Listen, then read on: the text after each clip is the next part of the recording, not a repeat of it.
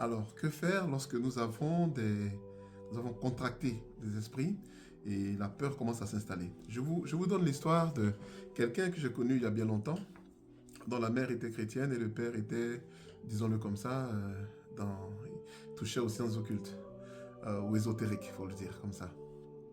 Alors, appelons-le Johnny. Johnny, viens me voir, j'ai à te parler. Voilà, ça fait un moment maintenant, ça lui faisait environ un mois.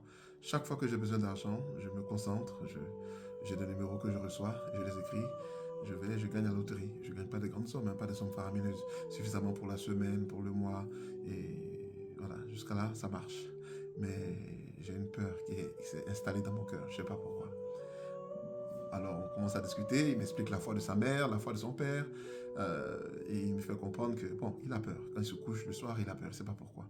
Ben écoute, je lui parle donc du Seigneur, je lui parle de la délivrance, il suffit simplement d'accepter. Il y a des délivrances qui sont simplement liées à la connaissance de la vérité. Bon, ta mère est chrétienne, tu connais Jésus, oui, je lui explique la foi, il dit si j'y crois. Et une fois qu'il a dit ça, la lumière s'est mise à vibrer dans la salle et le courant s'est coupé.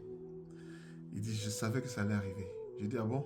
Il dit, si, j'avais cette intime conviction que ça allait arriver. Je lui ai dit, comment tu te sens?